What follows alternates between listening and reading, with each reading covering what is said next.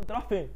3 ثواني تحيه وتقدير للمعلم سرنجه. معلم سرنجه اللي فتح ال 3 سم وفي ال 2 سم طموح بتوع بيراميدز واداله. تحيه للمعلم سرنجه والمعلم بروفين وكوتوفان واي حد تبع شركه فاركو، تحيه وتقدير. النادي الجماهيري الاهلي والزمالك النهارده كانت قاعده بتشجع فاركو اكتر من منتخب مصر. يا معلم انا وانت نقطع بعض، ناخد بطولات من بعض، نحط على بعض، انا وانت مع بعض بقالنا سنين. امال ايه الجربوع اللي يجي ياخد كل حاجه مننا ده ويخليك انت تنافس على المركز الثاني ولا المركز الثالث؟ ليه يعني؟ مين ده يعني؟ مين بيراميدز ده؟ ده حتى ما عندوش حد عم يشجعه. فالدوري ولع بقى. الفرق بين النادي الاهلي بقى وبيراميدز نقطه، والفرق بين الزمالك وبيراميدز 5 نقط. نخش بسرعه على الماتش. ماتش بيراميدز وفاركو، الماتش اللي بدا وكلنا كنا متوقعين ان بيراميدز هينزل يحط على فاركو سكور، بس اللي حصل عكس كده. فاركو نزل ماسك كوره ونزل اخطر وقدر ان هو يسجل هدف والثاني والثالث كمان. وعلي جبر النهارده كان مسخره.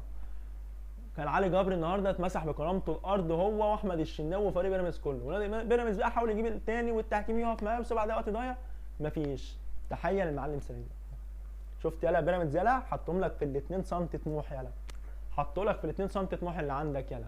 تحيه لفاركو والدوري ولع، ويا ريت يا رب الزمالك بكره يسترجل ونكسب بكره البنك الاهلي. النادي الاهلي عرف خبر ان فاركو كسب من هنا ورفع الحبايه، والنادي الاهلي في اول 30 سنه في الماتش كان عنده سرعه تسديد. نزل رامي ربيعه عدى واحده لسيحه في الدقيقه 30 بس سيحه تالق، وقدر في الدقيقه 10 النادي الاهلي يسجل الهدف الاول عن طريق طاهر محمد طاهر بكوره تيبيكال الماتش اللي فات، ركنيه من بن شرقي صلحها رامي ربيعه بدماغه لطاهر وسجل الهدف الاول. وفي الدقيقه 26 قدر النادي الاهلي يسجل الهدف الثاني بعد سرور حلو من مروان عطيه لطاهر محمد طاهر اللي بيلعب الكوره اللي جايه من ورا احمد نبيل كوكا ويسجل الهدف الثاني للنادي الاهلي.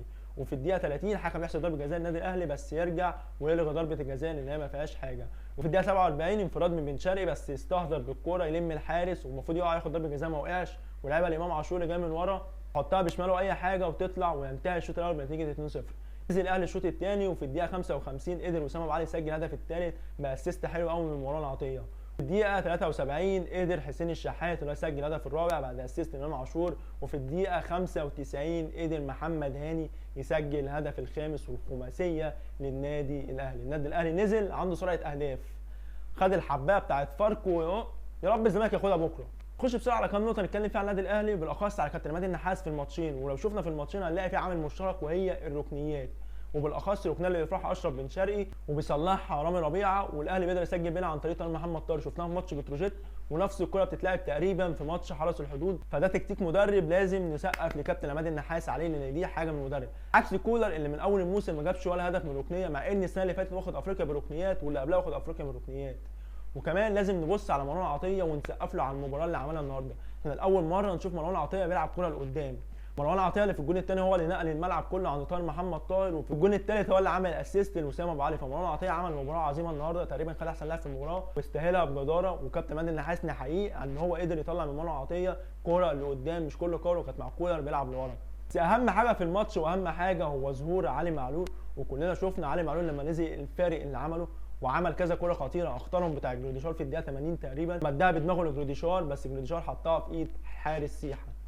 فاوفرول مباراه كويسه للنادي الاهلي، قدر ان هو يخلصها باكبر عدد اهداف ممكن، والاهداف الكثيره دي مفيده للنادي الاهلي. في حاله التعادل في النقط مفيش مواجهات مباشره، عامل الاهداف ممكن يبقى حاسم في نهايه الدوري. الاهلي اللي عنده 3 ماتشات من النهارده، الماتشات الجايه عنده المصري في سيراميكا في البنك الاهلي في فاركو كمان.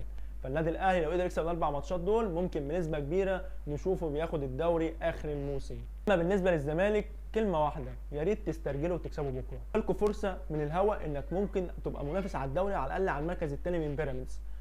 انت لسه ما لعبتش، انا بكره عامل حلقه كامله عن نادي الزمالك بكره، بس يا ريت تسترجلوا بكره وتكسبوا المباراه لان هي مهمه جدا جدا. انت لو كسبت بكره يبقى فرق بينك وبين بيراميدز 5 ماتشات وعندك ماتش معاه، ويبقى فرق بينك وبين الاهلي 4 نقط وممكن الاهلي يخسر منه 3 نقط. فيا ريت تسترجلوا وتكسبوا بكره. ودي كانت نهايه حلقتنا. مش هستنى لايك وشير وسبسكرايب في قناه الشخصيه الجديده اول باول ان شاء الله، والسلام عليكم.